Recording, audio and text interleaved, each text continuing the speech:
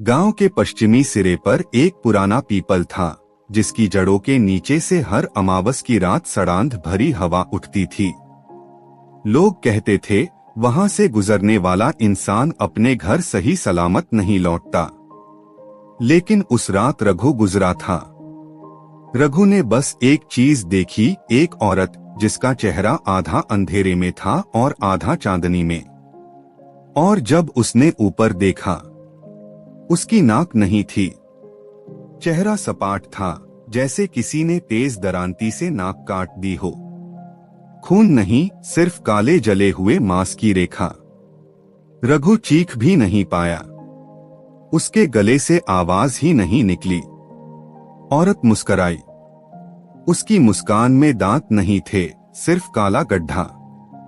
अगली सुबह रघु मरा मिला, नाक कटी हुई।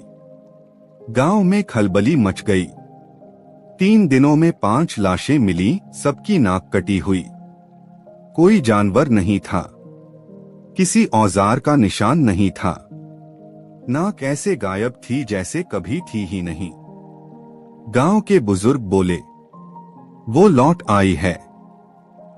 कोई नाम नहीं लिया गया। नाम लेने से मौत आ जाती थी। 20 साल पहले उसी गांव में एक लड़की रहती थी, सरस्वती।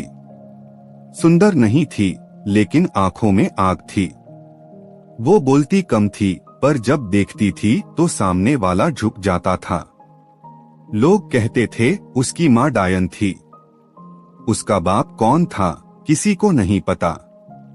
सरस्वती को सबसे ज्यादा नफरत थी नाक से। गांव की औरतें उसे चपटी कहकर चिढ़ाती थीं। एक दिन पंचायत बैठी। किसी बच्चे की मौत हुई थी। इल्जाम सरस्वती पर लगा, बिना सबूत, बिना गवाह। और फिर वही हुआ जो गांव में सदियों से होता आया था। उसे पीपल के पेड़ से बांधा गया। उसके चेहरे पर गोबर और राख मली गई। और पंचायत के मुखिया ने कहा, डायन की पहचान उसकी नाक से होती है। दरांती चली। सरस्वती की चीख पूरे जंगल में गूंजी। नाक जमीन पर गिरी और उसी पल आसमान में बादल फट पड़ा।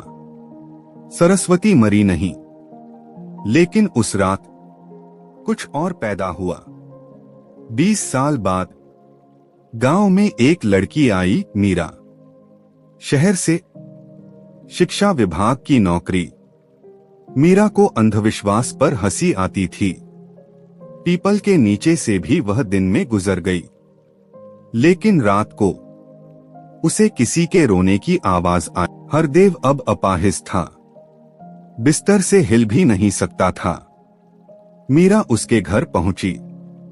रात को बिजली चली गई। अंधेरे में हरदेव ने आवाज सुनी, अब तेरी बारी है। उसने कांपते हाथों से मच्छरदानी हटाई। वही चेहरा सामने था। मेरी नाक कहाँ है?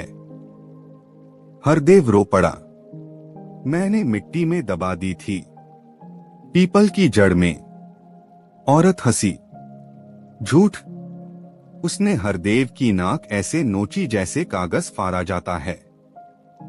सुबह हरदेव मरा मिला, नाक गायब। मीरा अब समझ चुकी थी, ये बदला था। लेकिन बदला भी किसी नियम से बंधा होता है। उसने गांव के पुराने कुएं में खोज की। पीपल की जड़ों को खोदा। वहां एक कपड़े में लिपटी एक सूखी काली नाक मिली। मीरा ने जैसे ही उसे उठाया, हवा चीख उठी। पीछे से आवाज आई, छूना मत। वही चुड़ैल, अगर नाक जला दी गई तो मैं मुक्त हो जाऊंगी। मीरा कांप गई। और अगर नहीं, तो मैं हर उस चेहरे से नाक लेती रहूंगी जो मुझे कभी आईना दिखाता था। मीरा ने आग जलाई। चुड़ैल चीखी। पूरा जंगल कांप उठा।